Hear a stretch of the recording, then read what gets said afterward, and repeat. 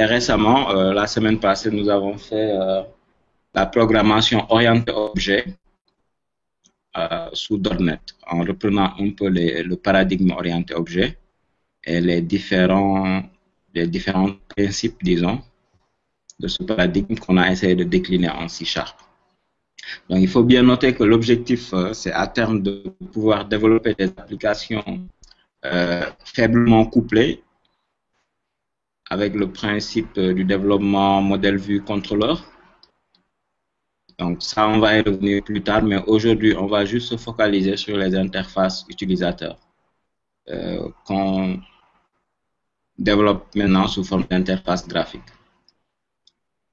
De telle sorte que si ces interfaces sont bien maîtrisées, on reviendra un peu sur comment les coupler avec les objets métiers, comment les coupler avec certains frameworks pour pouvoir un peu sérialiser ou persister nos objets métiers dans des bases de données ou dans d'autres types de stockage.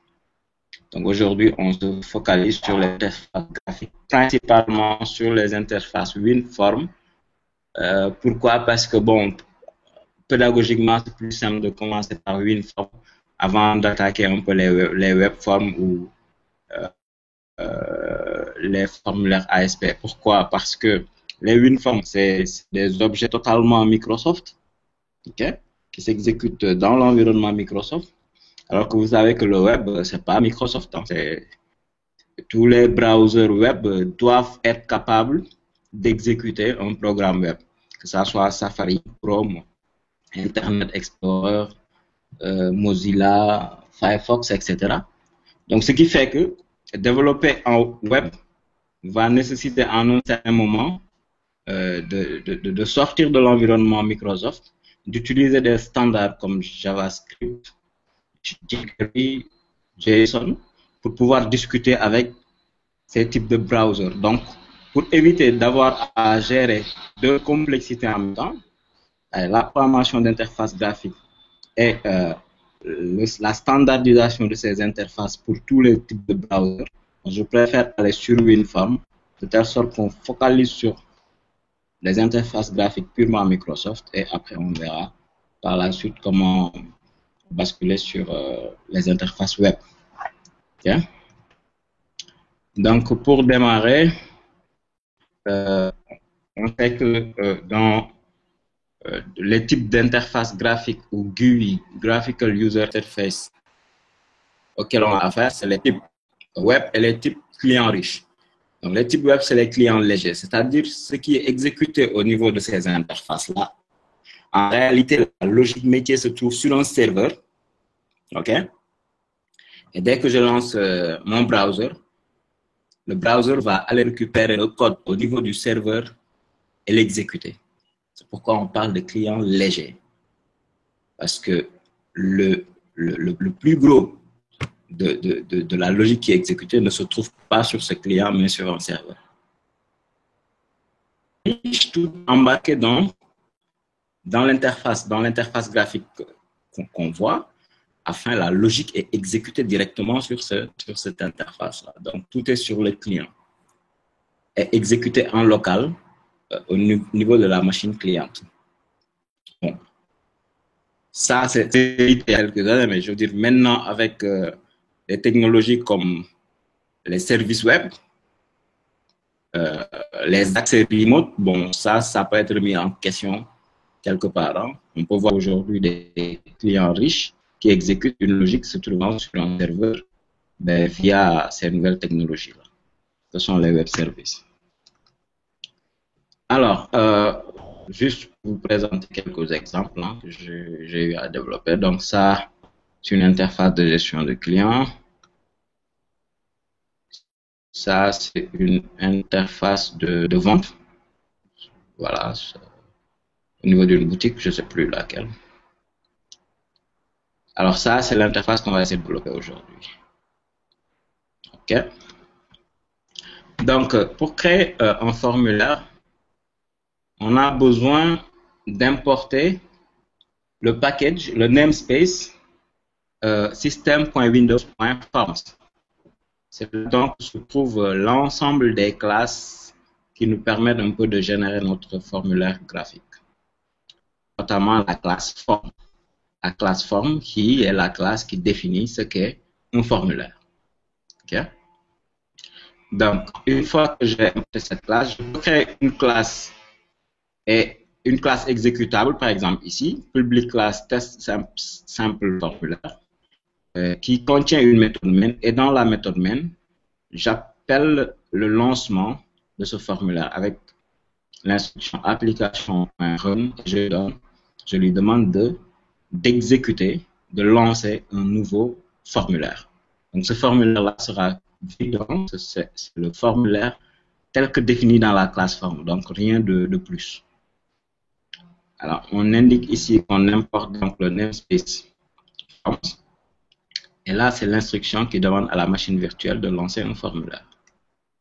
Une fois que j'ai ce fichier, je peux l'exécuter facilement. Mais bon, on va essayer de l'améliorer un peu avant de passer à l'exécution. Cette fois-ci, au lieu de tout exécuter à partir d'une seule classe, vous vous rappelez, on disait tout le temps que développer, pour que ça soit vraiment propre, il faut qu'on distingue la partie modélisation et la partie intégration. La partie modélisation nous permet de définir nos modèles de classe, ok? Et ailleurs, la partie intégration va nous permettre d'intégrer ces classes dans d'autres classes d'exécution. Donc ici, je passe par une classe qui implémente forme, qui dérive forme, du moins, pas implémente, qui dérive forme, parce qu'implémenter, c'est quand il s'agit d'une interface. Donc, public class simple formulaire dérive de forme, donc c'est un formulaire lui-même, et dans son constructeur ici, une seconde, voilà. Alors dans le constructeur, qu'est-ce qu'on fait? On initialise le formulaire. This, rappelez-vous, c'est l'objet virtuel qui fait référence à quoi ici? Qui fait référence à simple form. Et simple form, c'est quoi? C'est un formulaire. Avant tout, c'est un formulaire. Il dérive de forme.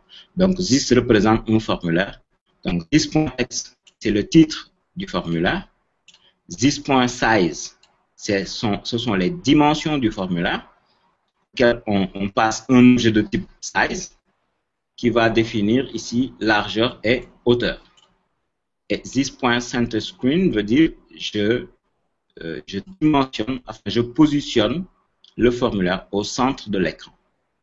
Et à partir de là, sur un fichier exécutable, enfin sur une méthode exécutable, sur une méthode main, je peux exécuter ce formulaire. Mais encore une fois, je dis que bon, ça, il est préférable de le mettre dans un autre fichier pour séparer carrément les deux classes. Donc, en termes de commentaires, il ne faut pas oublier d'importer system.drawing qui définit la classe size en fait. Hein. Là, c'est l'instruction qui permet de dire que je crée un formulaire parce que je dérive de forme. OK. Et là, c'est le constructeur qui permet d'initialiser ce formulaire. OK. Donc, pour ceux qui viennent du monde Java, form ici remplace un peu JFrame de Java Swing. Okay. Dans Swing, on avait JFrame. OK. Oups. Voilà. Donc, dans la méthode main, l'application graphique est lancée de la façon suivante. Application.run, new, cette fois-ci pas new form, qui va lancer le formulaire classique de Microsoft, mais new simple form, c'est le formulaire qu'on a créé en dérivant celui de Microsoft. Et ce formulaire-là sera différent du formulaire standard parce qu'il a un titre qui est là, fenêtre très simple, c'est le titre qu'on lui a donné, et il est bien dimensionné avec les paramètres qu'on lui a donnés. Tantôt, c'était, je pense, 250 et 200. 250 et 200. Maintenant, comment exécuter ce formulaire? Si on est en mode carrément console, sans utiliser Visual Studio, juste pour voir comment l'exécution se passe, Donc, je compile le fichier simple fenêtre en lui disant que ce fichier est de type exécutable Windows, target WinExec. On a vu l'autre fois target library pour dire que je compile un fichier pour générer une librairie de classe. Cette fois-ci, je compile un fichier pour générer un exécutable Windows. OK? Donc, ce formulaire ne gère pas d'événements autre que ceux gérés par la classe de base, c'est-à-dire quand je clique pour fermer, quand j'augmente, quand je réduis. C'est tout ce qui est disponible ici en termes d'événements. Et ces événements étaient décrits dans la classe de base. En termes d'intégration, nous, on n'a rien rajouté de plus. OK, bon, si vous voulez, on fait cet exemple-là très rapidement pour voir. Très rapidement, ça va donner...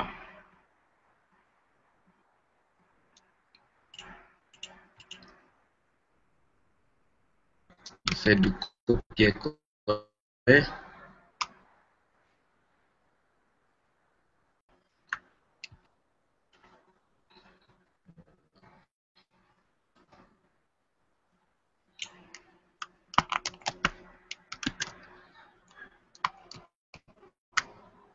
OK. Je l'enregistre sous le nom simpleform.cs.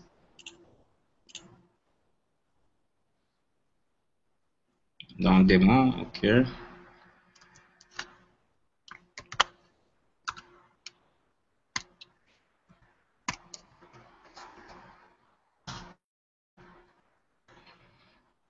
Voilà. CMD. Vous êtes là? OK. Ouais, on est là. On est là. Okay. Ça marche. Alors, je vais rediffuser le path là, c'est pas sûr que c'est toujours disponible. Path, je lui donne l'accès à la machine virtuelle.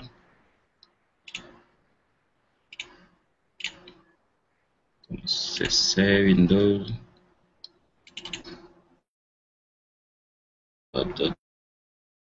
Microsoft.NET Framework sur machin.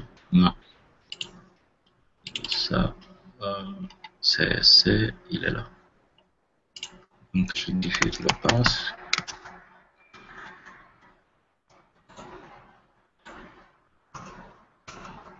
Ensuite, je me positionne sur le démo là. Ça, c'était dans séminaire, dans domaine démo, voilà. Géométrie. Non. Géo.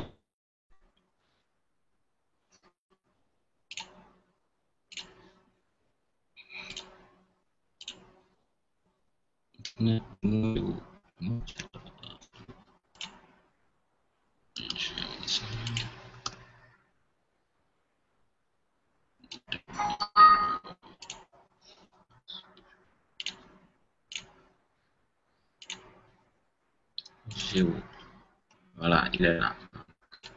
Je me positionne ici. Et deux points.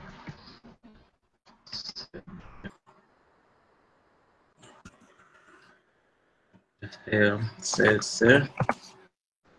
le point target, c'est ça.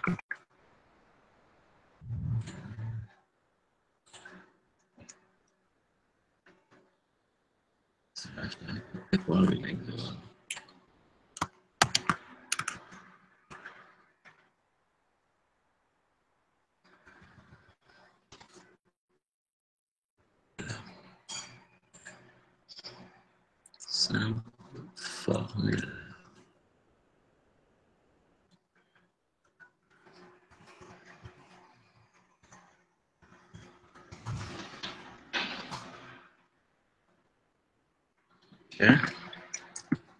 Ok. je vais dans ce répertoire, j'ai un exécutable. Quand je clique, j'ai un formulaire simple. OK? Rien dedans, mais quand même, les événements hérités de la classe forme marchent parfaitement. OK? Donc, très simple, hein, il suffit de créer une classe qui dérive de forme. Dans le constructeur, on s'arrange pour mettre le titre, donner la taille, etc. Et dans une méthode main, on lui demande d'exécuter, de générer un formulaire de ce type et de le lancer.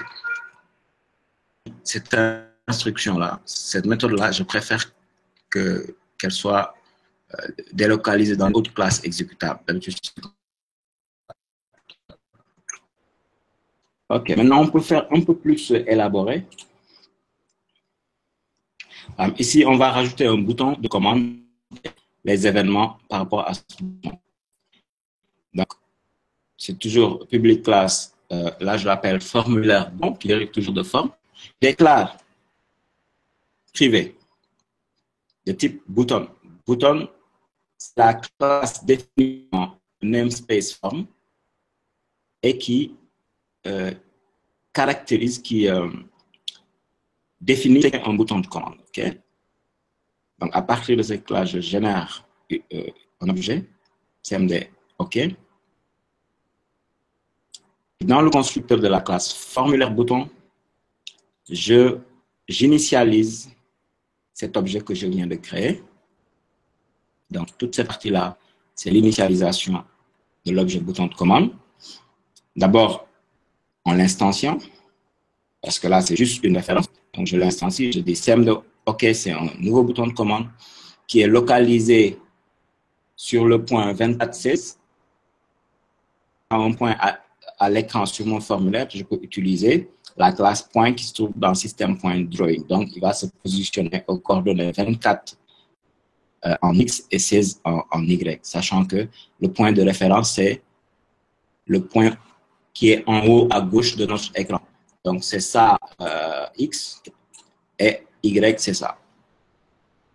OK? Donc, quand je dis 24, c'est 24 à partir de ce point-là. 24 ici. Supposons ici, c'est 24.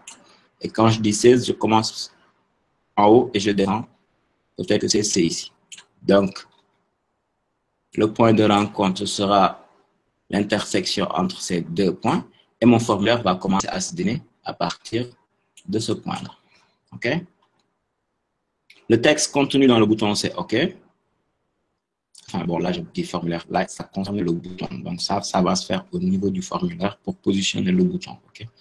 Donc, le texte du bouton, c'est OK. Et ses dimensions, c'est 114,24. Mais ici, il dessine 114 largeur et 24 en hauteur.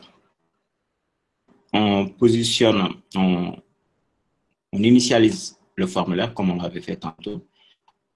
Et ce qui est important ici, c'est cette instruction qui permet de déposer le contrôle qu'on vient de créer, notre bouton de commande, sur le formulaire, en passant par la collection contrôle de ce formulaire. Le formulaire qui existe a une collection contrôle qui contient l'ensemble des contrôles qui sont positionnés sur le formulaire. Donc, il suffit de mettre contrôle.add this.cm2, OK? Ça veut dire rajoute le bouton de commande, OK, sur ta liste de contrôles. Et ensuite, on exécute. Donc, je vais copier ceci rapidement. Une autre qui s'appelle formulaire bouton. Voilà.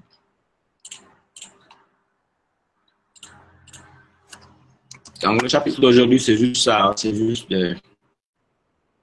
des exécutions que je vais faire. Vous suivez et vous allez voir, c'est trop facile, quoi. Il n'y a pas besoin de formulaire.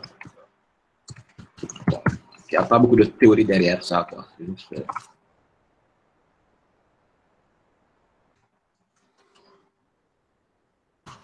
OK. Formulaire bouton là. On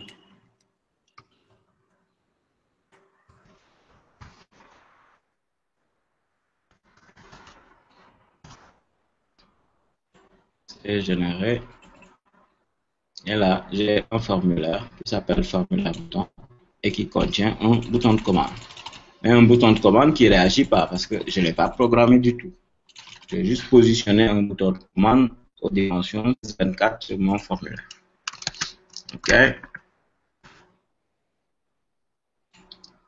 On avance pour voir comment faire interagir notre bouton de commande. Donc ça, j'en ai déjà parlé. Hein. Okay. Voilà. Un formulaire maintenant événementiel. Cette fois-ci, il faut juste rajouter un événement, ok, qui est le event handler, new event handler. Ce event handler va récupérer tout ce qui est clic sur mon bouton, ok. Tout ce qui est clic sur mon bouton sera récupéré par le event handler et on lui dit, tu le rajoutes comme délégué, tu le rajoutes sur la liste des événements.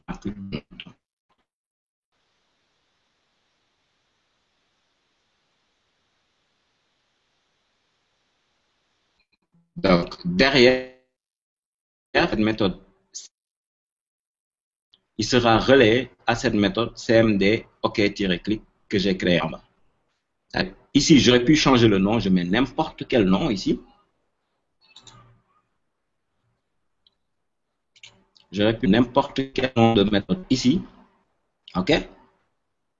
Il me suffit de créer une méthode correspondant à ce nom et qui prend en argument un objet source de l'événement et l'événement lui-même pour que cette méthode soit appelée à l'exécution de l'événement clic du bouton. C'est ce qu'on appelle un délégué. Donc, on a un délégué.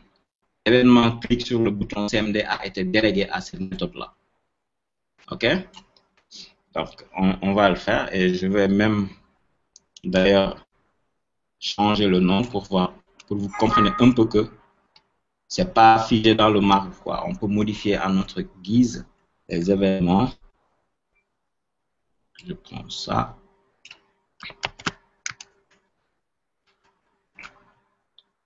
Ok, je mets, par exemple, ici, avant d'ajouter le contrôle. Le délégué. Et le délégué, je lui dis, la méthode, c'est la méthode this point. Que fait la méthode d'ailleurs? Le bouton est cliqué. This point, cliquer.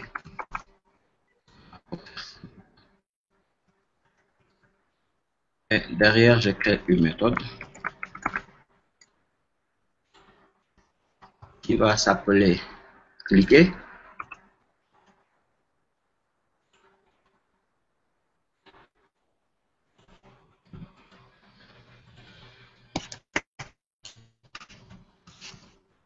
Okay. Et cette méthode cliquer sera appelée si jamais il y a un événement clic sur le bouton OK, qui sera délégué à cette méthode cliquer. Et là, le cliquer, elle est là. Donc, j'enregistre. Je recompile. Place. Problème. Il faut gérer les événements là. Alors, using system. Pour accéder aux événements.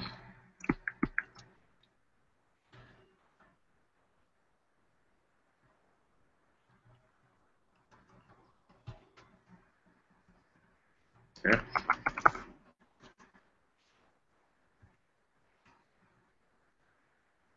D'autres, compiler, toc tous les droits, nom de l'espace, arc est introuvable. Toc. Using system. Alors, il est dans quelle bibliothèque que c'était system, using system. Contenu dans le namespace system. C'est ça. J'enregistre.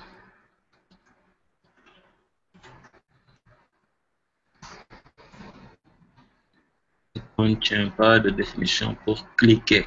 Je l'ai écrit en minuscule. Ah ouais, ici c'est majuscule. La méthode, je l'ai mis en majuscule.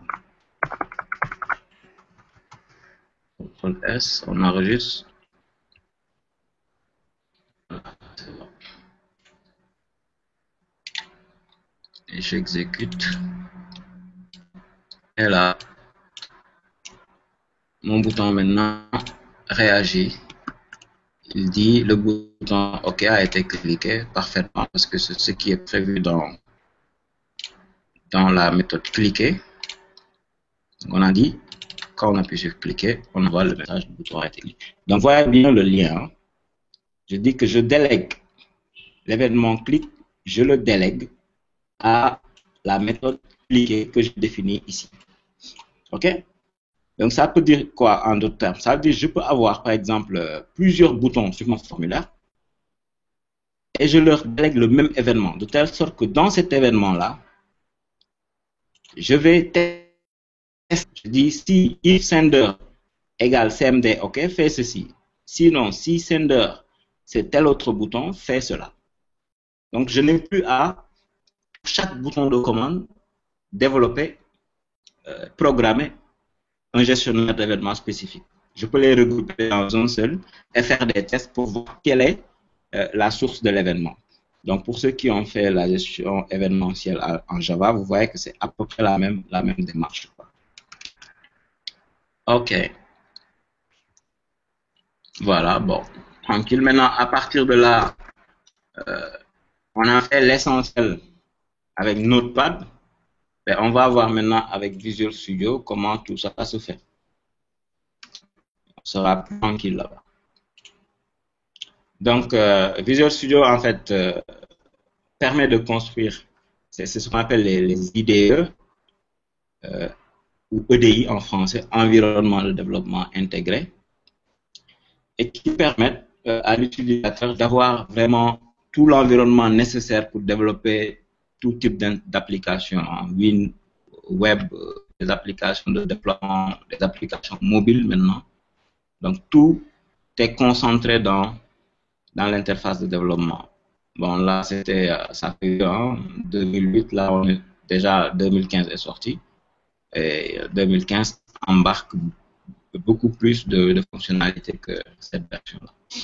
Donc, elle se présente ainsi. Toujours la barre des menus, la barre d'outils. À gauche, on a le toolbox où on a les composants qui nous permettent de construire notre interface graphique. À droite, on a l'explorateur de solutions en haut et la fenêtre des propriétés en bas. Donc, quand je suis composant spécifique, toutes les propriétés de ce composant sont affichées en bas. Et ici, je peux naviguer pour atteindre les différents éléments de mon projet ou de ma solution. Okay? En bas, on a les fenêtres d'exécution, les fenêtres de messages d'erreur, etc. Alors, donc, pour créer un projet WinForm, File New Project, et on choisit le type C# ou VB si vous voulez. Je vous rappelle que .NET, c'est plusieurs langages. Hein. Vous pouvez choisir le langage qui vous convient. Moi, c'est C#, quelqu'un d'autre, ça peut être J#, VB, il y en a plein. Quoi. OK? Et une fois qu'on a choisi nos langages, on choisit le template, c'est-à-dire quel type de projet est-ce qu'on veut développer. Projet web, WinForm, WPF, il y en a plein aussi, plein de templates disponibles. On donne un nom et on localise le répertoire dans lequel le projet sera sauvegardé. Alors, quand je crée le projet, si c'est du WinForm, mon formulaire est créé par défaut et je peux accéder au code de ce formulaire et modifier pour développer ma logique métier. Voilà, je pense qu'il n'y a pas beaucoup de choses à dire. Hein. Voilà, il faut juste noter que le formulaire va venir avec une méthode initializeComponent. Cette méthode appelle une autre classe. Alors, en Visual Studio, en .NET, il y a cette notion de classe partielle. Une classe peut être décomposée en plusieurs classes partielles. À la compilation, toutes ces classes sont regroupées, sont fusionnées en une seule.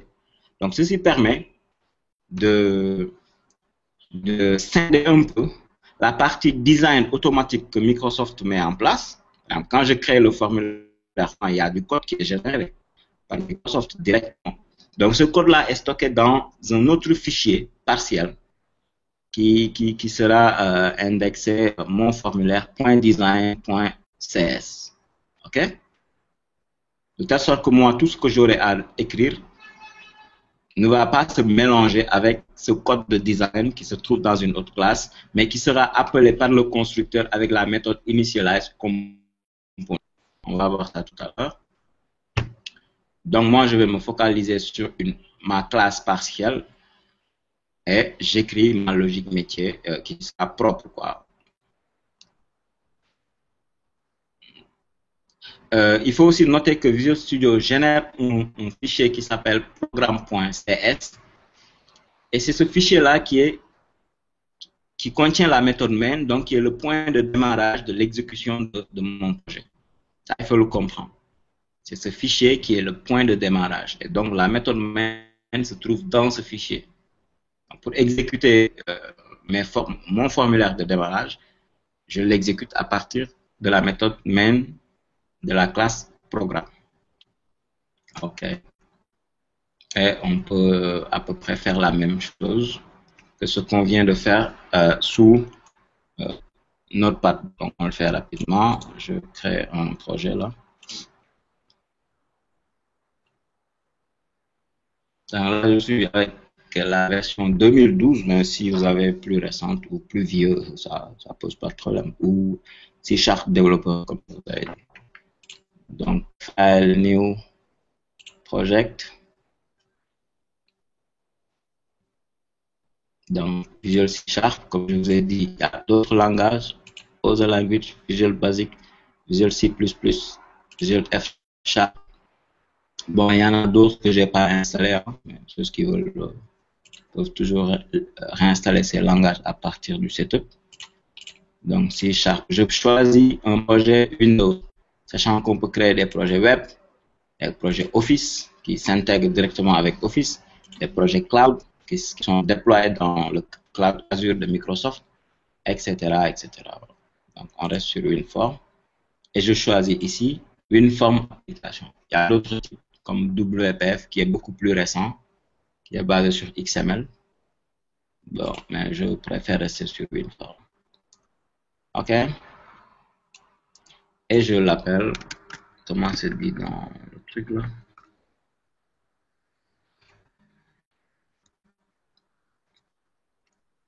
Mon premier WinForm, voilà.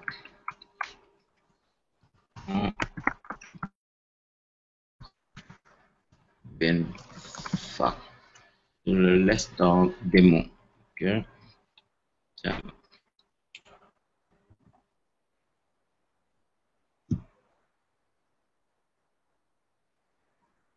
Si vous avez des questions, n'hésitez pas. Donc là, comme je vous ai dit, il a créé le formulaire, mais quand je déploie ici, je vois qu'il y a plusieurs fichiers dedans. Il y a un autre .cs. La source ici. Voilà, bon là, c'est parce que j'ai double-cliqué dessus qu'il a généré cette méthode, mais normalement, c'est ça qu'on a. OK? Les namespaces qui sont importés par défaut, OK? Puisque je suis en train de construire un formulaire graphique, par défaut, il importe tous ces namespaces. Il crée un namespace correspondant au nom du projet et dedans, crée la classe form1 qui dérive de form avec son constructeur qui appelle la méthode initialize. Où se trouve cette méthode initialize composante? Justement, cette classe est une classe partielle.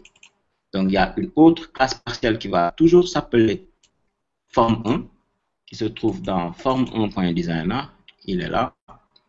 Partielle classe form1.designer. Et c'est dedans que tout est écrit. Le code qui a permis de générer ce formulaire est écrit. OK? Notamment la méthode initialize component qui dimensionne, qui donne le nom au formulaire, etc. Donc ça je l'avais enlevé. Voilà. Maintenant, je peux revenir sur mon formulaire, déposer un bouton que j'avais appelé CMD OK. Le texte me permet de modifier le texte. Je mets OK. Et je vais au niveau de la propriété name. Je lui donne le nom CMD OK. Maintenant, en double-cliquant dessus, il me génère directement une méthode déléguée pour gérer les événements. Mais je peux regarder dans le designer pour voir qu'est-ce qui s'est passé. Voilà. Donc là, il a créé le form. Il l'a déjà déclaré quelque part. Il est là. Private system.windows.form.button CMD OK. Il déclare CMD OK comme étant un objet de type button. Et dans cette région, il initialise un peu ce composant, sa localisation, son texte, ses dimensions, son tab index. OK. Non, ça c'est le nom, donc le texte, le style, et ensuite le délégué qui va gérer l'événement clic. Mais comme je vous ai dit, si je veux, je change ici le nom. Rien ne m'impose d'utiliser CM2. Je l'appelle cliquer comme tout à l'heure. Je change le nom et je le renomme cliquer. Okay? Il me dit que cliquer n'existe pas dans ce formulaire. Donc je reviens ici et je change cette classe, cette méthode que j'appelle cliquer. Normalement, il n'y a plus de problème. Ok, donc le délégué pour gérer les événements clic sur CM2 OK s'appelle maintenant cliquer que j'ai défini ici. Ok, et donc cliquer messagebox.show.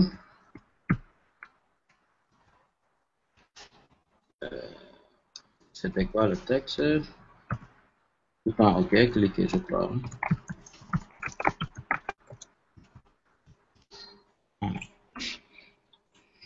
Donc j'ai à peu près le même formulaire que ce que j'avais sur Notepad, sauf qu'ici, toute cette partie conception là est délocalisée dans un fichier designer. Ok, moi je vais le faire graphiquement via le designer et Microsoft va générer ce code pour moi ailleurs. Moi je me concentre juste sur ma logique métier qui est là. Okay. Ça aussi c'est délocalisé dans un autre fichier qui s'appelle programme.cs qui est là. Okay. Donc la classe programme contient la méthode main et à partir de cette méthode main, j'ai l'instruction qui permet de créer mon formulaire application.run new formulaire. Donc ça permet de rendre un peu propre ma classe quoi. Donc j'exécute. Il va lancer forme 1. Je clique sur le bouton et j'ai le message bouton OK, cliquez. Pas de souci. OK. Est-ce que vous avez des questions par rapport à ça? Freeman? Binta, c'est bon? Vous pouvez répondre par chat, hein, ça ne me dérange pas. Ok, j'imagine que c'est bon. On avance.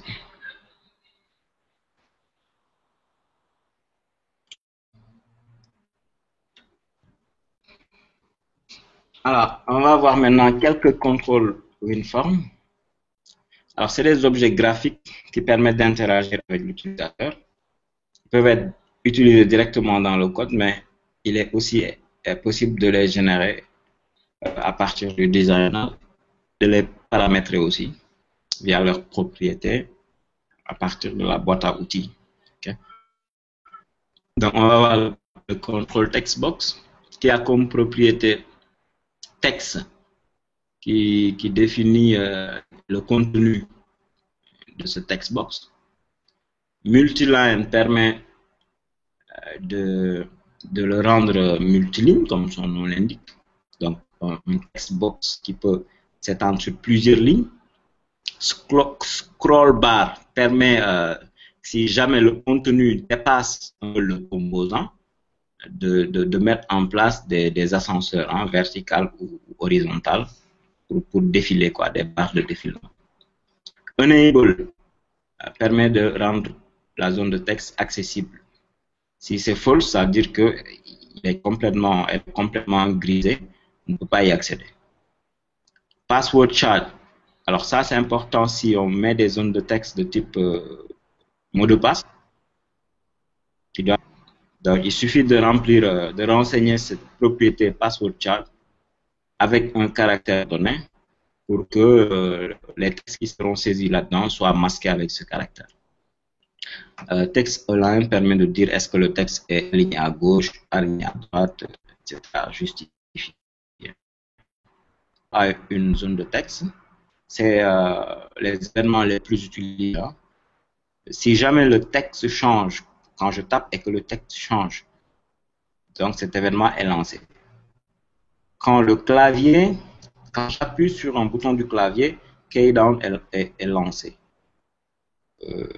Key press est lancé après key down, key up.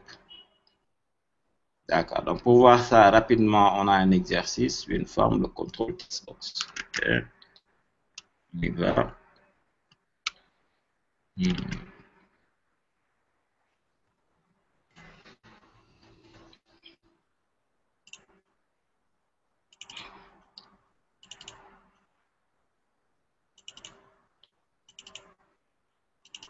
Exercice 1. Il est là. Donc, on nous demande ici de créer un projet PHP Forum. L'idée, c'est de créer un chat. Quoi. Je ne sais pas si vous vous rappelez de ça, des chats là. Et donc, c'est un espace où plusieurs personnes peuvent se connecter et discuter les uns aux autres. Quoi. Donc, on commence petit à petit et on enrichit au fur et à mesure l'interface. Donc, la première version, c'est de créer ce formulaire avec une zone de texte TXT discussion qui se trouve en haut, TXT saisie en bas et un bouton OK en bas à droite. OK? Alors, en nous basant, le texte saisi, voilà, on nous demande de mettre automatiquement au fur et à mesure de la saisie, de mettre ce qui est saisi dans TXT saisie dans TXT discussion au fur et à mesure, donc après chaque caractère. On y va rapidement. Bon, je ne sais pas, est-ce que reprendre totalement ou suivre juste la logique là.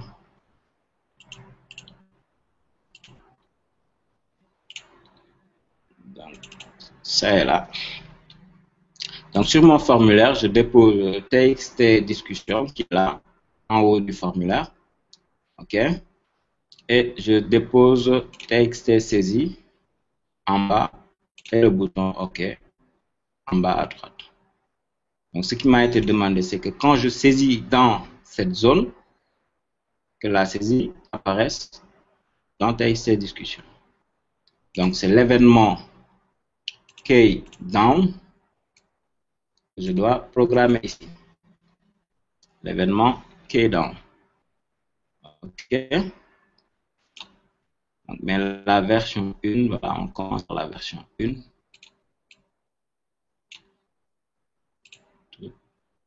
Ça.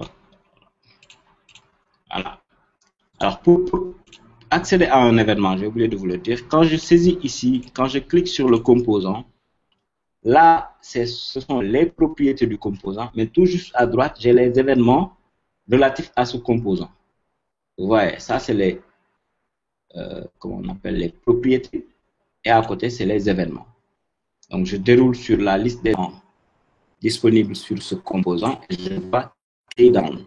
C'est l'événement qui est propagé quand le focus se trouve sur ce composant et qu'on appuie sur mon bouton du clavier. Donc, je double-clique dessus et automatiquement, il m'amène ici. Donc, il me dit, c'est TXT, voilà. Je dis juste pour faire simple, à chaque fois que on appuie sur le clavier, je prends ce qu'il y a dans TXT saisie et je mets dans TXT discussion. Vraiment très simple, quoi. Donc, je lance ce formulaire, forme 1, pour voir ce que ça donne. Donc, quand je dis bonjour, dès que je tape, B-O-N, un petit, comment on appelle ça, décalage inverseur. Donc, à chaque fois que je tape, automatiquement, il renseigne. C'est pas ça la logique. Hein. Donc, on nous demande de modifier le code pour insérer à la ligne le texte saisi dans texte et discussion après frappe sur la touche entrée. C'est ça le bon déroulement. C'est-à-dire, le gars doit pouvoir écrire toute la phrase, appuyer sur entrée avant que ça n'apparaisse dans la discussion. Donc, ce comportement-là, c'est pas le comportement idéal. Pour ça, qu'est-ce qu'on fait?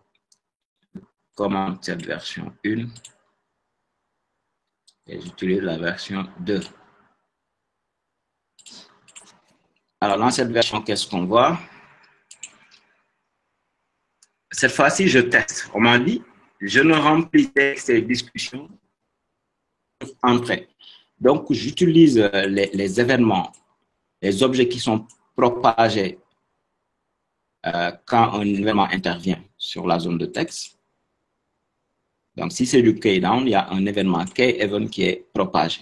Donc, je récupère cet événement, j'attribue les propriétés de cet événement. Il y a key-code qui a été appuyé pour déclencher cet événement. Le key, c'est quoi encore? Key, c'est quoi, les gars? J'ai oublié là en français. Key, c'est la touche, quoi. Voilà, la touche.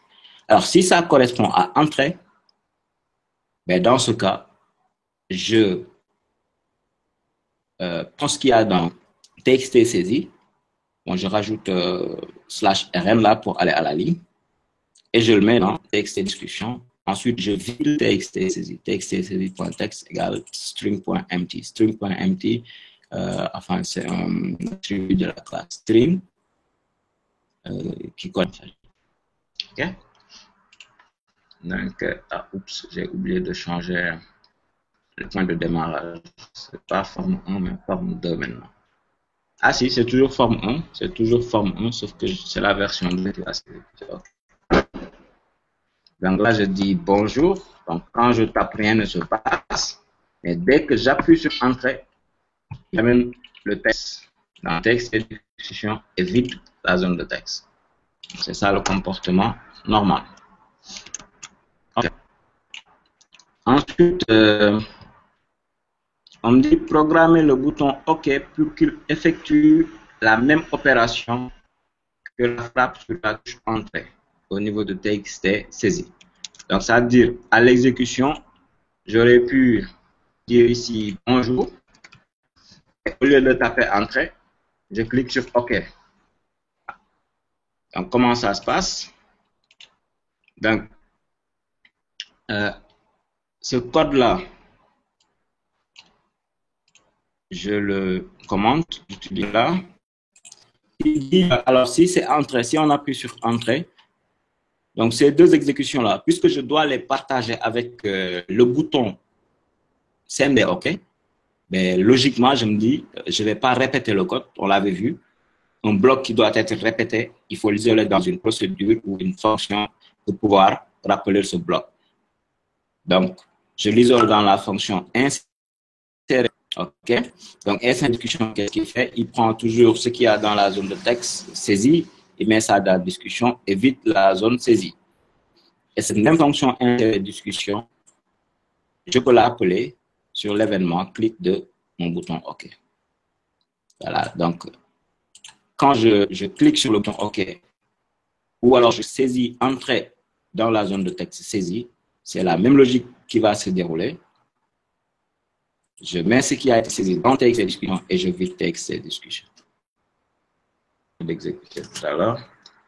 Donc, soit je dis bonjour, entrée, les amis. Cette fois-ci, je clique sur OK. Il copie et il vide. On continue l'exercice. Donc ici, vous avez dit, pensez à isoler le même traitement dans une méthode insérer discussion. Alors, on nous demande, alors ici, pour que vous compreniez ce point, il faut que j'enlève quelques configurations ici. Donc, excusez-moi, une seconde. Encore, par défaut, c'est du top left. Ici. Je laisse par la configuration par défaut.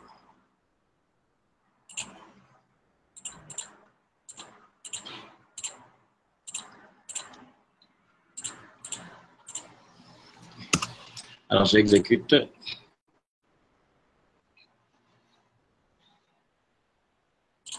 Donc, par défaut, c'est comme ça que les formulaires se comportent. C'est-à-dire que ce formulaire-là, en mode design, je l'ai dessiné, les composants correspondent aux dimensions du formulaire. Mais quand j'agrandis le formulaire, ben, les composants restent à leur place. Vous voyez? C'est pas très esthétique, quoi. Quand tout l'écran, ben, ma zone de travail est réduite à la zone telle que je l'avais définie en mode design. Donc, pour... qu'est-ce que je fais? Je gère l'ancrage de mes composants. Par exemple, celui-là, TXT discussion, qui est la zone principale, hein, doit pouvoir occuper tout l'espace disponible. Tout l'espace disponible. OK? Il doit s'ancrer en bas, à gauche et à droite. Par contre, celui-là, il doit s'ancrer en bas, non plus en haut, de telle sorte que quand j'agrandis le formulaire, lui, il descend carrément en bas, gauche-droite pour qu'il puisse s'étirer. OK? Ça donne encore. Oups, bon, voyons voir déjà le premier. Donc, vous voyez, la zone de texte TXT discussion, lui, il suit le formulaire. Quand je l'agrandis à gauche, en bas, etc., il se retire. Par contre, TXT saisie et le bouton, eux, ne bougent pas. OK? Comment on peut régler ça? Donc, TXT saisie, je vais dire qu'il est ancré en bas et à droite. Corrige. Donc, TXT saisi est ancré en bas et à droite. Donc, lui, maintenant, il suit le mouvement. OK? Il reste maintenant le bouton OK. Le bouton OK, il est ancré en bas, à droite, mais ne s'agrandit pas. Si je clique ici, ça veut dire que quand le formulaire, lui, il s'étire. Donc, c'est ça que je vais éviter. Je veux garder la même dimension. Il suit juste le point bas à droite. Le dernier venu dérange. Ah ouais. C'est qui Aaron? C'est lequel? Oui, c'est Aaron. De Aaron qui faisait le malin tantôt là. L'autoglorification là. Bon, tu peux couper ton micro là. Ok, donc là, normalement tous les composants suivent le mouvement. Voilà. Quand j'agrandis, chaque composant suit le mouvement. Ok. Donc c'est la propriété encore qui permet de faire cela. Configurer les différents composants pour qu'ils s'adaptent au redimensionnement du formulaire, utiliser la propriété encore. Là, on nous demande de rajouter une box. Quand il est coché, Aaron, tu déranges sérieusement, hein? Alors, calme. Allô? Non, mais j'ai mon micro qui est désactivé.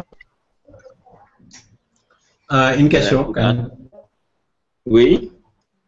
Par rapport aux composants, est-ce qu'on peut définir, par exemple, comme exemple, mettre tous les composants dans un ascenseur?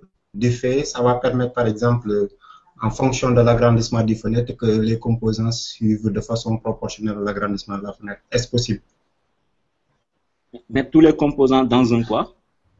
Dans un genre d'ascenseur ou de composants uniques. Dans un groupe. Dans un groupe. Voilà, dans un groupe. Ouais, mais ici, c'est géré individuellement.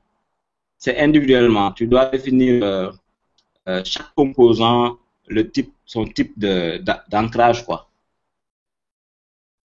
C'est pas comme en Java, genre groupe, comment on appelle ça, les layouts là. Exactement, exactement.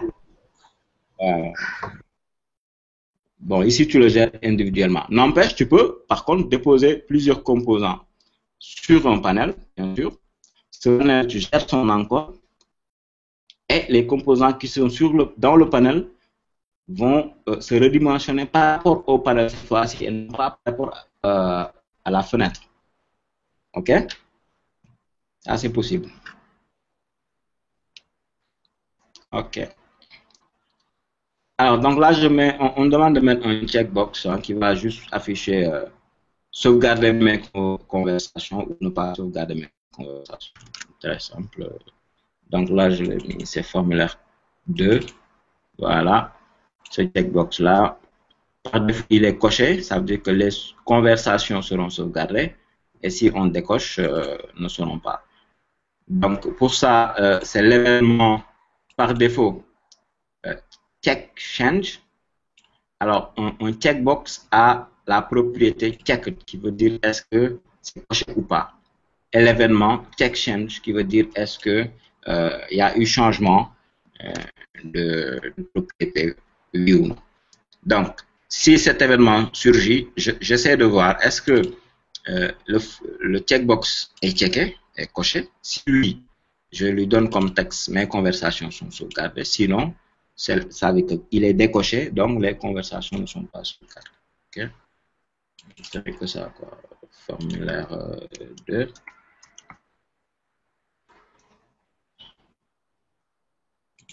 Voilà, donc c'est ça. C'est pour voir juste le composant checkbox. Alors, les composants radio button, donc qui permettent de faire un choix. Ici, c'est le sexe. Okay? Mais pour cela, on enrichit un peu notre formulaire avec tous ces éléments.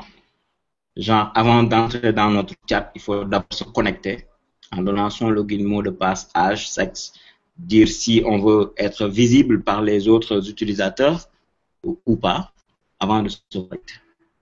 Okay? Donc, voilà, on va rajouter tout ça en se basant sur ce qui a été décliné ici au niveau de l'interface graphique.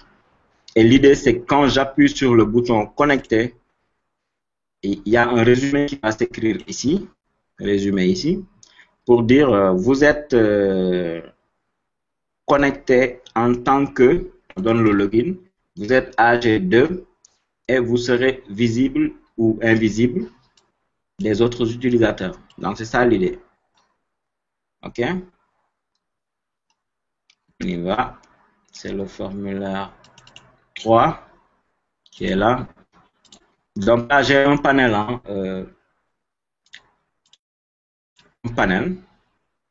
sur lequel je regroupe tous ces composants, ce qui me permet, une fois connecté, je désactive le panel. Au lieu de désactiver composant par composant, je désactive le panel et tous ces composants-là sont grisés. Je vous montre un peu la cinématique. Excusez-moi, c'est forme 3.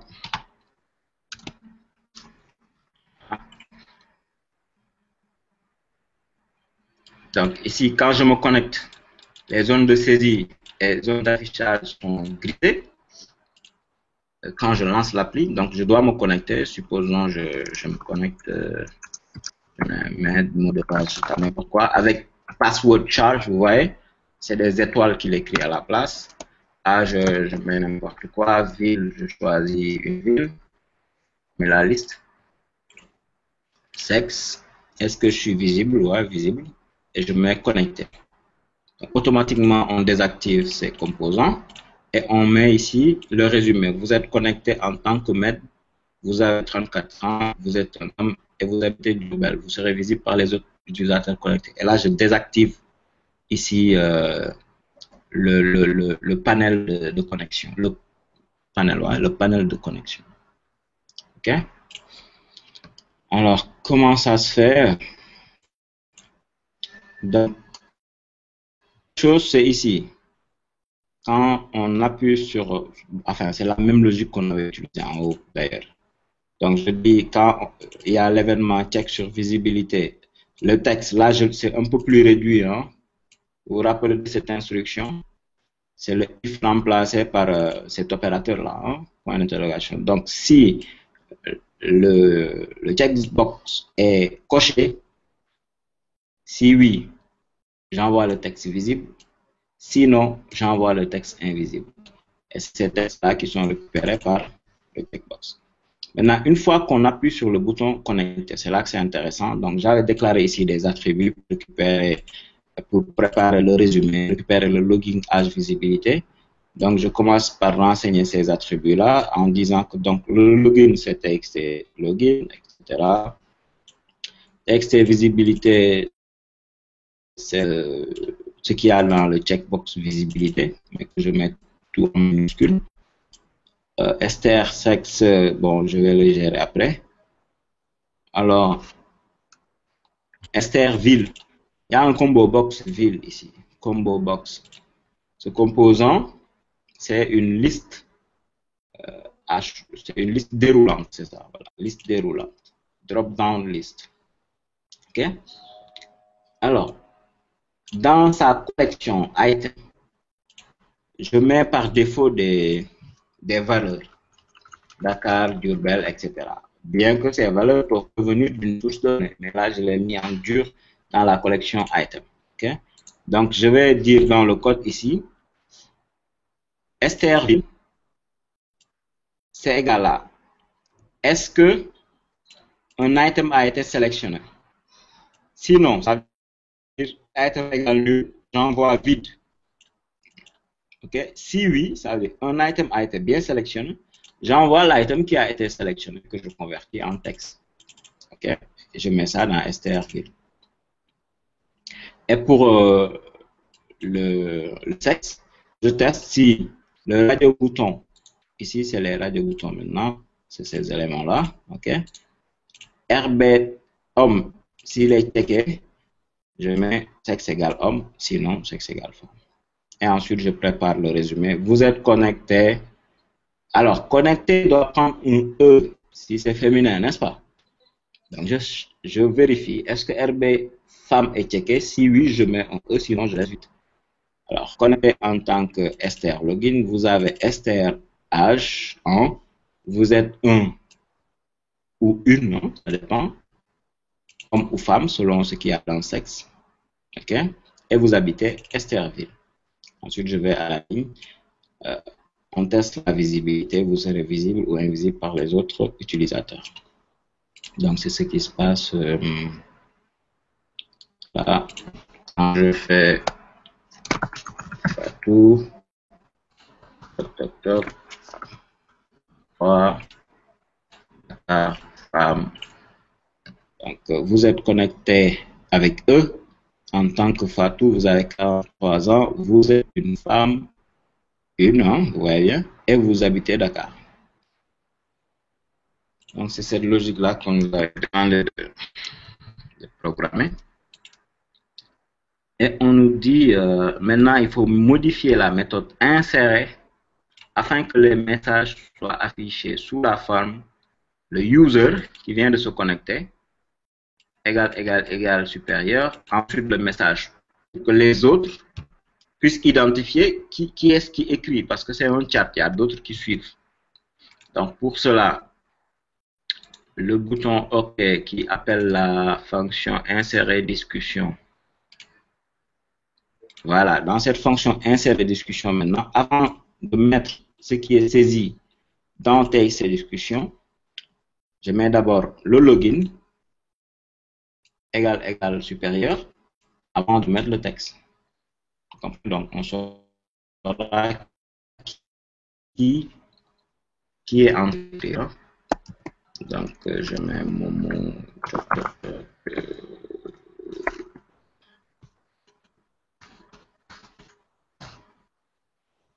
salut, Je tape salut. Et il affiche Momo a tapé salut. Voilà. Ok. C'est bon, hein, les gars. Alors. Ok, bon. Je pense que ça devrait être bon. Maintenant, on nous demande d'ajouter un contrôle list box tout à fait à droite et qui va contenir l'ensemble des utilisateurs connectés au chat. Cette liste sera initialisée par défaut au lancement du formulaire avec la méthode initialiser list user. Et dès qu'un nouvel utilisateur se connecte, il est rajouté à la liste sous le format sex-login, comme vous le voyez ici, h-momo, h-bob, f-ami, quoi. Ok? Voilà. Donc, pour récupérer le caractère H ou F, il faut penser peut-être extraire le premier caractère de la chaîne sexe là et le mettre en majuscule. Ce qu'on va faire rapidement.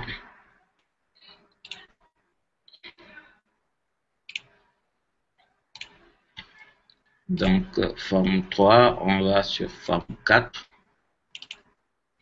Voilà, notre liste. Alors, list box, c'est ce composant là. List box, il est là, ok. Donc, une fois que je le crée, je lui donne un nom et je modifie un peu le code de connecter. Donc, connecter, toc, toc, toc, ici, voilà, arrivé ici. On rajoute à la liste. La liste contient une collection item, comme je vous ai montré tout à l'heure pour le combo. Et cette collection item, on peut lui rajouter d'autres éléments. Une chaîne de caractères. Et cette chaîne, je la prépare en prenant le sexe. Je fais un substring 01. Je commence par 0, je prends un caractère. Donc, si c'était homme, je prends H. Si c'était femme, je prends F, que je mets en majuscule to upper. Donc, HF-str-login. Donc, c'est ça que je rajoute dans la liste des utilisateurs. Sachant qu'au lancement, dans la méthode, dans le constructeur, j'appelle la méthode initialiser liste utilisateur. Cette méthode-là prend la liste et rajoute 3 items par défaut. Un homme qui s'appelle Kirikou, une femme qui s'appelle Soda et un autre homme qui s'appelle Demba. Donc, forme 4. On exécute. Donc là, je vois, dès que j'arrive, il y a 3 connectés déjà. Donc, c'est la méthode initialiser liste utilisateur. Donc, quand je me connecte en tant que Momo, là,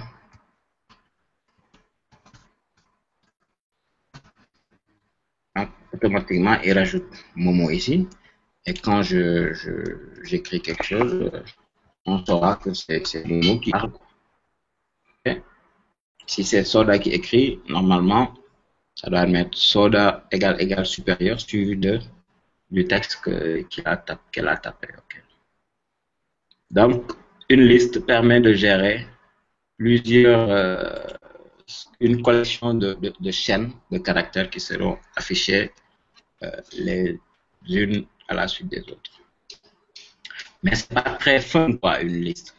Il y a une liste beaucoup plus évoluée qui s'appelle liste view. Alors moi, j'avance comme ça sans vous parler de la presse, parce que tout est dit dans la presse que je vais vous envoyer, la checkbox, propriété check, ok, l'événement check change, le radio button, propriété check, qui peuvent être regroupés. C'est ça qui est intéressant. On peut regrouper plusieurs radio buttons pour qu'ils soient, comment on appelle, antagonistes. Quand je clique sur le choix 1, le choix 2 se déconnecte. Mais si j'ai un autre groupe de radio buttons ailleurs, pour ne pas qu'ils s'interfèrent, il faut que je les isole dans des group box. Ok? Le group box, c'est ce composant-là que vous pouvez voir au niveau de la boîte à outils. Ou alors je peux les isoler dans des panels. Okay. Ensuite, j'ai le combo, je vous en ai parlé. Alors, le combo, c'est la liste déroulante. Ce qu'il faut noter avec les combos, c'est qu'il y a 3 types de styles. Drop-down tout court signifie que la zone est modifiable et déroulante. Ça veut dire que je peux écrire dans cette zone. En d'autres termes, si je récupère des éléments depuis une source de données, je peux en plus, moi, rajouter des éléments en écrivant directement sur cette zone. Par contre, drop-down list, c'est non modifiable. Donc, c'est les items qu'il a récupérés et qu'il a chargés qui sont disponibles. Alors que simple, c'est modifiable mais non déroulante. Okay? Donc, c'est une liste qui va afficher la totalité des composants. Ça ne se déroule pas. OK, et il a aussi l'événement exchange. Listbox qu'on vient de voir tout de suite. C'est une liste. OK. Multiligne, déroulable. OK. Possibilité de trier. Possibilité d'avoir plusieurs colonnes. Alors, l'élément sélectionné est récupéré avec selected item et il y a l'événement selected index change qui est déclenché à chaque fois qu'on clique sur un nouvel élément. OK?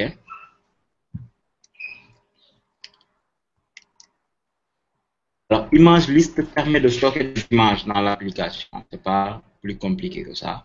Ça permet juste de stocker des images et ces images seront accessibles via la collection d'images, via la propriété image index. Pour accéder à cette image-là, c'est image list 0, etc. Et ajout d'image, tu vas dans clic droit sur l'image list, tu fais choose image et tu scrolls un peu ton disque pour sélectionner les images que tu veux stocker. Maintenant, ce composant sera utilisé par d'autres composants consommateurs d'images comme les list view et les tree view. C'est juste ça l'intérêt. Ici, c'est une list view. Donc, c'est une liste, mais beaucoup plus évoluée, avec la possibilité de créer des groupes et la possibilité de mettre des images par rapport à l'item sur lequel on est positionné, avec la possibilité d'avoir plusieurs colonnes, etc. Okay? Alors, sa propriété view permet de donner le type d'affichage. Large icône, vous vous rappelez sur Windows, là, je pense, quelque part sur Windows, ce truc-là, voilà, ça. La grande image, voilà. Cette possibilité-là d'afficher en liste, en détail, etc. Ça, ce composant-là, c'est un list view. C'est ce qui est décliné ici. Large icône, small icône, list, détail. Alors, small image list, c'est cette propriété qui permet à la list view de se connecter sur le composant image list dont je parlais tout à l'heure. Donc, ce composant va stocker les images et la list view, via sa propriété small image list ou large image list, allait connaître ces images depuis le composant image list view. Maintenant, on peut ajouter des colonnes, OK, directement en mode design, OK, ou alors dans le code, hein, c'est aussi possible. Maintenant, comment ajouter un élément? Pour ajouter un élément, les éléments contenus dans une list view sont des objets de type list view item. Donc, on crée un list view item avec une valeur initiale, c'est la valeur qui sera affichée par défaut. C'est la première colonne. Okay? On peut lui donner une image. Cet item qu'on vient de créer, on dit prends l'image index 0. Ça veut dire quoi? Prends la première image que tu trouves dans l'image list auquel la list view est connectée. C'est ce que ça veut dire. L'image qui se trouve à l'index 0 de l'image list. Mais on peut rajouter des sub-items. À cet objet mon item là, on peut lui rajouter des sous-items qui vont correspondre aux autres colonnes de la liste view. Par exemple, ici, quand je prends cet exemple là, la première colonne ici, c'est le numéro. Et c'est la colonne qui sera utilisée à l'initialisation de l'item. Mais les autres colonnes, ce sont les sub-items. Okay?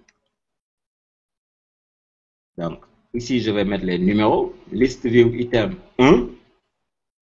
je lui donne l'image et ça va correspondre au prénom, nom, donc les autres éléments seront vus comme étant des sub-items. Et ensuite, à la fin, on rajoute l'item dans la liste view via la collection item. Donc, dans .NET, tout est collection, quoi, la plupart du temps. Il faut toujours penser à ça. Le composant, point, la collection d'items, point add. Alors, full row select, quand il est à true, permet de sélectionner toute la ligne et non pas la première cellule seulement. C'est assez intéressant de l'utiliser, de le positionner à true. Alors, on peut ajouter ces items dans des groupes qu'on prédéfinit. Donc, je peux créer des groupes au niveau de ma liste view. Par exemple, je dis ma liste view.groups, qui est une collection, .add, liste view group, le nom du groupe et le texte qui sera affiché. OK? Et pour ajouter un item à un groupe, il suffit de dire mon item.group et on lui dit ma liste view.groups, le nom du groupe. OK? Est-ce que vous comprenez? On le verra tout à l'heure. Oui, c'est bon. OK. Alors, s'il y a si la sélection change au niveau des items, il y a l'événement Selected Index Change qui est lancé et on peut récupérer pour savoir quel est l'élément qui a été sélectionné pour pouvoir travailler dessus. Mais pour cela, il faut tester d'abord qu'il y a réellement un élément sélectionné. Parce que des fois, cet événement est lancé alors que c'est la barre des titres qui est sélectionnée. Ou la sélection est sortie, vous comprenez? Donc, pour être vraiment prudent, toujours faire ce test si la collection Selected Item contient au moins un élément avant de dérouler la logique. Alors pour la lecture, on peut, à partir de la liste view de la collection d'items, accéder à un item via son index, l'item 1, l'item 2, donc la ligne 1, la ligne 2, etc. Et une fois qu'on est sur une ligne, donc je vous ai dit, la première colonne peut être accédée avec l'attribut texte, et les colonnes qui suivent, c'est les sub-items. Ils seront accédés avec l'attribut sub-item J. OK? Alors, OK, bon. Allons déjà dans l'exercice. Ça va nous permettre de voir comment ça s'exécute. Voilà. Formulaire 5. Voilà. Donc, on dépose ici notre view. Dans les paramètres. Allô? Alors, on nous demande d'abord, je l'ai oublié, d'abord, on nous demande de rajouter un contrôle image list dans lequel vous insérez les icônes homme.ico et femme.ico. Ensuite, remplacez le contrôle listbox par listview. Rajoutez deux groupes à notre liste view, grp homme, grp femme. Lier le contrôle image list au view. Écrire la méthode qui permet, bon, on n'ira pas à ça. Donc, je crée image list. Dedans, donc, il faut toujours penser, cliquer sur cette flèchette-là au-dessus des composants. C'est là où sont disponibles les propriétés les plus utilisées. Okay? Donc, ici, par exemple, choose image me permet de dire, voilà, j'ai cette icône-là qui c'est une femme, ok, la tête d'une dame, et là, c'est un homme. Donc, à l'index 0, image list index 0, c'est l'icône d'une femme, et index 1, c'est l'icône d'un homme. Je peux en rajouter si je veux, add. Je scroll mon disque, ok, je prends une icône, là c'est un groupe, voilà, qui sera à l'index. Okay. Maintenant, le composant list view doit être relié au composant image list via son attribut small image list, voilà, small image list, je lui dis prends image list user, c'est comme ça que j'ai nommé ce composant image list user, qui est utilisé par le list view via sa propriété small image list. Okay. Et notre liste view, je peux éditer ces colonnes. Je vois que j'ai créé deux colonnes. Une colonne que j'appelle âge et une autre que j'appelle user. OK? Et dans le code, on va modifier la méthode initialiser liste utilisateur hein, qu'on avait appelé précédemment pour initialiser notre liste box, mais cette fois-ci c'est une liste view. Donc pour initialiser cette liste, d'abord je crée mes deux groupes là. List view user lvuser.groups.add new list view group. Alors ce list view group aura pour nom grp homme, mais va afficher le texte homme. J'ajoute un autre groupe grp femme qui va afficher le texte femme. Maintenant je crée un item. List view item lvi user égale new list view item.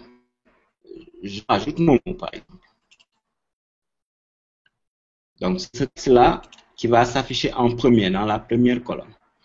Ensuite, en sub-item, j'ajoute 18 comme étant l'âge, parce que j'ai dit que c'est...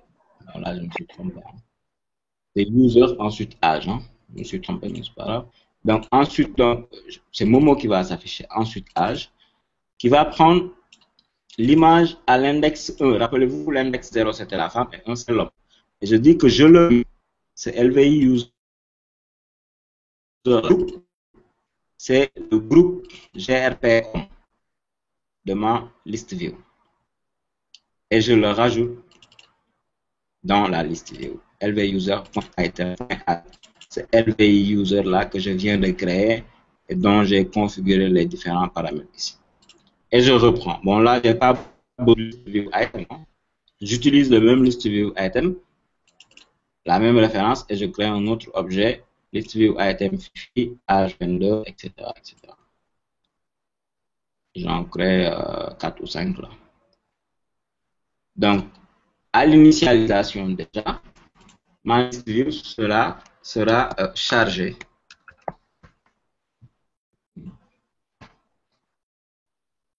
Voilà. Donc, j'ai les hommes, des femmes, les hommes en haut, les femmes en bas, le login et l'âge. OK? Maintenant, si je me connecte, moi, il doit me rajouter dans cette liste-là. C'est ça le topo maintenant. En quoi faisant,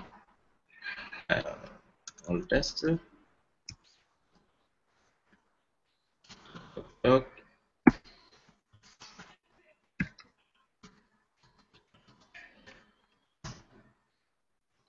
Voilà. Oups. C'est un con, hein? Il me colorie comme une femme, là. Donc, on va corriger ça. Donc, après avoir configuré tout ce qu'on avait eu à faire, on rajoute maintenant l'utilisateur de la liste. Donc, list view item, LV user new list view item qu'on initialise avec son login. En ce item, on met son âge et l'image.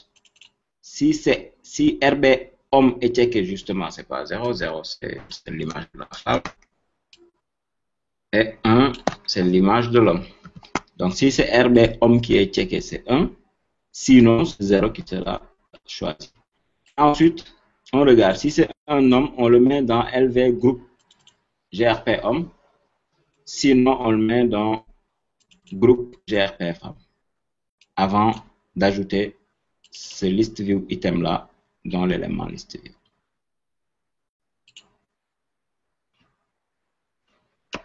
Donc, je recommence.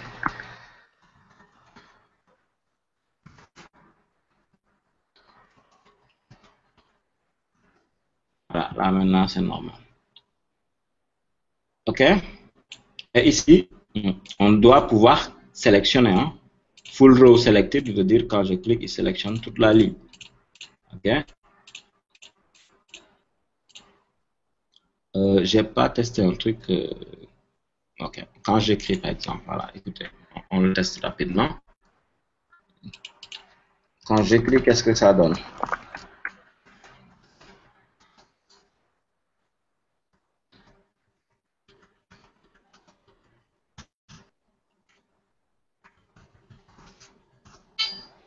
Ça dit juste bonjour. Hein. Maintenant, l'idée, c'est que quand je clique sur Kirikou là et que je dise bonjour, il faut que Kirikou sache que je m'adresse à lui. Hein. Ok? Donc, pour ça, on nous dit modifier le code du bouton. Non, ça c'est déjà fait. Modifier la méthode insérée afin que l'utilisateur sélectionné soit le correspondant de la discussion. Donc, les messages seront affichés du genre user connecté / user sélectionné avant de mettre le message. OK? Alors, pour ça, il faut qu'on sache quel est le user sélectionné et qu'on récupère son nom. Donc, ça, je ne l'avais pas encore fait, mais on va le faire ensemble. Je suis ici. Donc, je vous avais dit que le list view a l'événement selected index change qui est là. Et qu'il va falloir toujours tester si y a effectivement quelqu'un de sélectionné. Selected item.count, je crois. Ouais. Supérieur. Alors, moi, j'ai un problème de clavier là.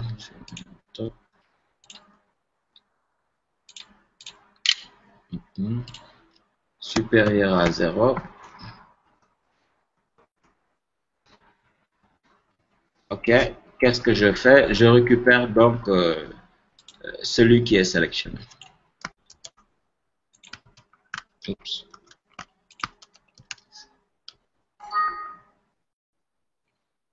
Dans cette collection-là, je récupère le premier. Quoi.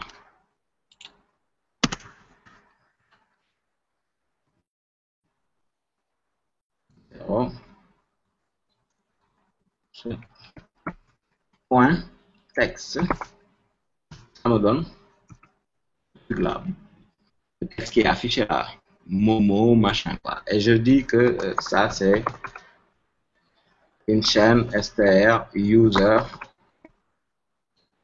selection. Hein?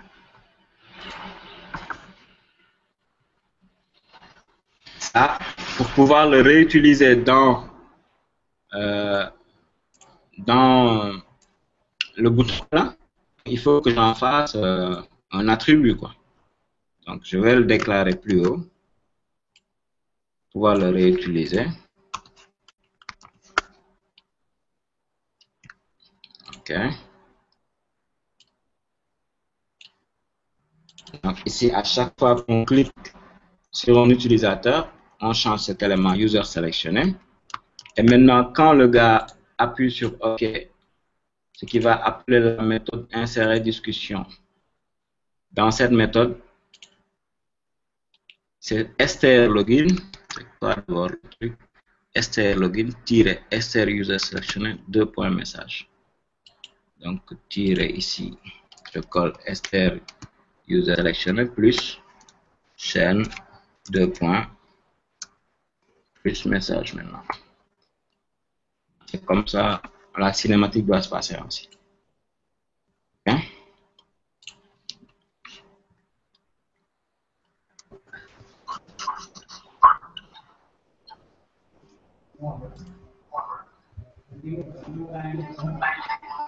Donc, je me connecte. 2, 3, 7. Et je clique sur Fifi. Ok. Je dis bonjour. J'ai cliqué sur Fifi, vous voyez que c'est elle qui est sélectionnée là. Donc, c'est Maître qui vient de se connecter, s'adresse à Fifi et dit bonjour. Ok, je peux cliquer sur Momo, même chose. Et salut. Là, maintenant, je m'adresse à Momo. Vous comprenez? À chaque fois que je clique sur un élément, je récupère la première colonne là, avec selected index 0, selected item 0.text, ça veut dire récupère le premier élément, la première colonne de l'élément sélectionné. Et je mets ça dans str user. Après ça, je le réutilise là où je veux. OK. Oups. Enfin, bon, hide selection, là, il faut le positionner à false pour que quand je sors d'ici, quand même, voilà, on sait que c'est lui qui est sélectionné. Si tu ne le positionnes pas en false, il enlève la sélection carrément. Tu ne sais plus quel est l'utilisateur ici actif, quoi. Donc, il faut le positionner à false, hide selection. Il ne faut pas qu'il cache la sélection. Ça se trouve dans les propriétés. Hide selection, il faut mettre false. Si tu mets true, il ne va pas garder la sélection. Ok, je pense que c'est tout. Il y a d'autres composants très intéressants, TreeView, mais que je n'ai pas testé, qu'on peut voir rapidement théoriquement. Une TreeView, vous le connaissez, hein, c'est comme les explorateurs Windows et autres là. On part d'un élément qu'on peut zoomer, ouvrir pour trouver des nœuds fils à partir du nœud principal, ainsi de suite.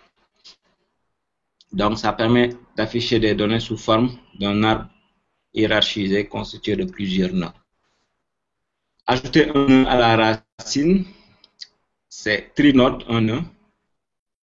Nœud racine égale new trinode.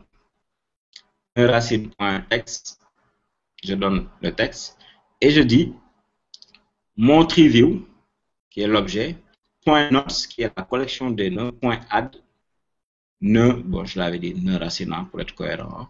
Donc, quand je fais ça, ça veut dire que ce nœud-là, c'est le premier nœud de mon TreeView. Donc, ce sera le nœud racine.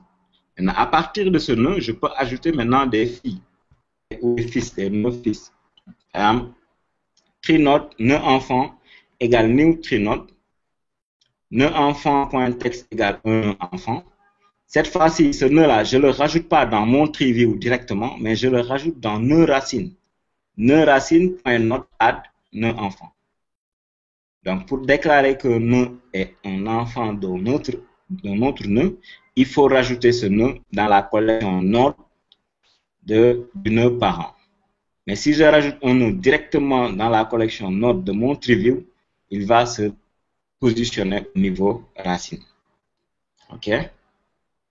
Il est possible de rajouter un nœud sans récupérer la référence. Donc, il faut juste dire le nœud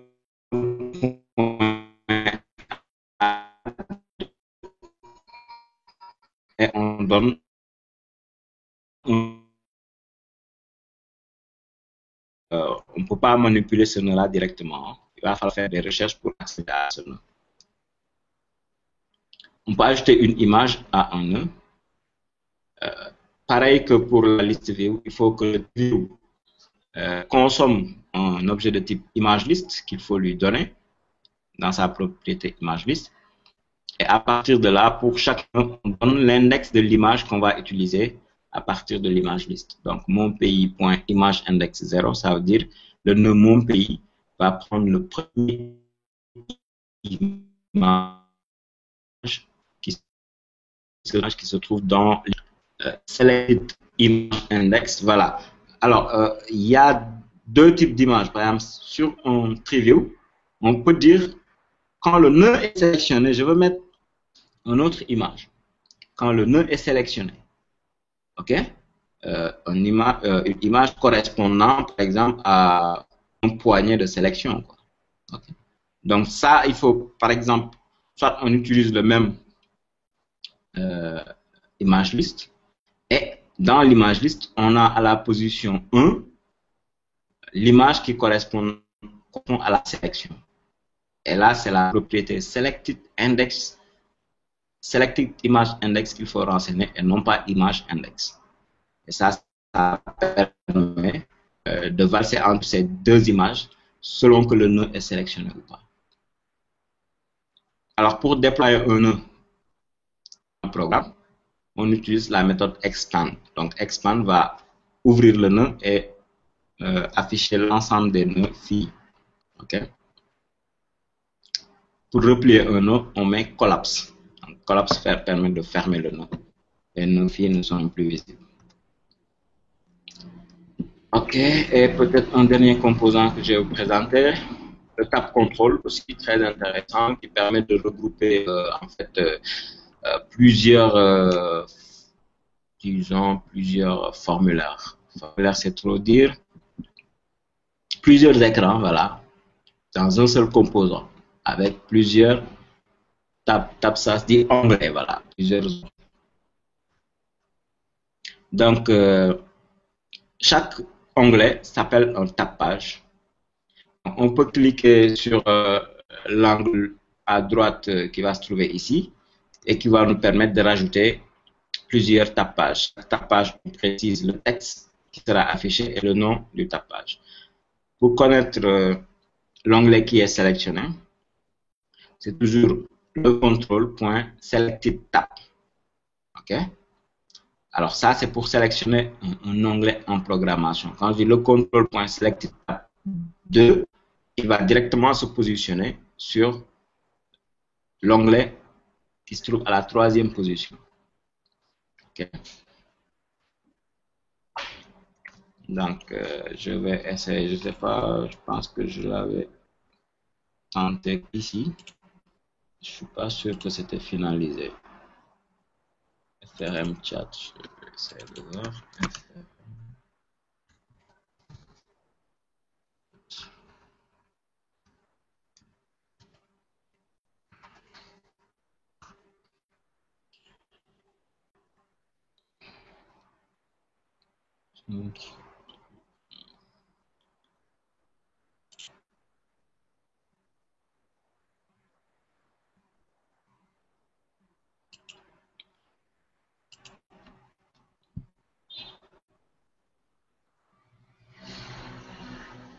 Bon, apparemment, ouais. Apparemment, c'était pas rien, quoi. Je l'avais pas finalisé. Mais bon, si ça vous intéresse, vous me dites, je continue ça pour la semaine prochaine, quoi. Donc, les tabs, voilà, ça c'est un tab contrôle. Donc, quand vous venez ici, on peut ajouter un tab, modifier, etc. Dans la collection ici, dans la collection, on peut voir l'ensemble des onglets. Pour chaque onglet, le nom qui est affiché, le texte qui est affiché et le nom de l'onglet. Ok, c'est tout pour ce petit cours-là de WinForm. Hein. Comme je vous ai dit, rien de compliqué, c'est juste comment poser des composants sur nos formulaires et comment pouvoir interagir avec ces composants. Ce qui va nous permettre plus tard maintenant de revenir carrément sur le développement MVC en analysant maintenant comment nos vues vont interagir avec nos objets métiers. Est-ce qu'il y a des questions? Allô? Allô, oui? En fait, ma première question, c'est quelle attitude le développeur va devoir prendre pour éventuellement mettre à l'aise, par exemple, celui qui se charge, par exemple, de l'aspect donné. Si moi, je suis développeur interface graphique, comment je vais gérer mes formes pour permettre côté backend de pouvoir interagir entre mes fenêtres et ma base de données en termes d'organisation. Je pense que c'est l'inverse, hein, parce que quelqu'un qui développe les interfaces graphiques, bon, il n'impacte pas sur celui qui développe les modèles, c'est l'inverse. On développe d'abord les modèles de données et l'intégrateur, ben, c'est lui qui va utiliser ces modèles de données. Et le développeur de composants là-bas, lui, quelles que soient tes interfaces, tu ne peux pas impacter sur son job parce que lui, il n'est pas focus interface graphique, il est focus logique métier, quoi. C'est plutôt. Est-ce que tu comprends bien? Exact, si. Ouais. Si, Lui, si, par exemple, si on a une équipe, si par exemple on a une équipe par exemple de 2 développeurs, l'un côté interface et l'autre côté carrément métier. Donc, mes soucis c'est par rapport à l'organisation qu'on pourrait mettre en place pour permettre à chacun d'être indépendant carrément. Mais chacun peut être indépendant. Dans la chaîne, hein, on commence d'abord par modéliser. Donc, UML, tout ce que vous voulez maîtriser. Et on conçoit les modèles. C'est ça qui est plus important. Une fois que c'est fait, on s'accorde sur la conception. Ben, le concepteur de composants, il prend ce concept, cette maquette, et commence à développer ses composants. Il n'attend rien, hein, aucun input des intégrateurs. Les intégrateurs aussi, en se basant sur le modèle, peuvent commencer à développer les interfaces. En attendant, à chaque fois qu'un composant termine, eux, ils font les tests unitaires sur ce composant et l'intègrent, ainsi de suite. C'est comme ça que ça se passe, hein. Chacun développe de son côté. D'accord. On le verra plus tard. Là, on était juste focus sur les interfaces graphiques. Mais quand on va avancer, vous allez voir hein, que ça peut se faire vraiment de manière très bonne. D'accord. Merci. Je vous en prie. Une autre question? C'est qui d'ailleurs? C'était Diallo? Ou Freeman, je ne sais pas. Qui posait la question? C'était moi, Freeman. Ah, ok. Pas d'autres questions? Ok. Donc, je vous laisse continuer le ramadan jusqu'à la semaine prochaine. Ouais.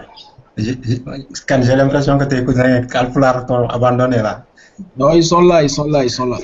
Non, ah, ok.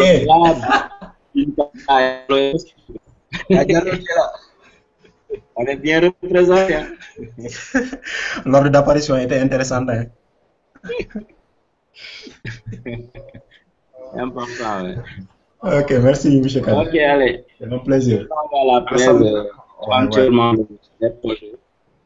D'accord. Sur les exécutions. Merci. Okay. Au revoir. Merci. Au revoir. Merci, bye. On peut avoir la vidéo aussi, c'est intéressant. Ouais, je vais diffuser la vidéo. Inch'Allah. Merci beaucoup.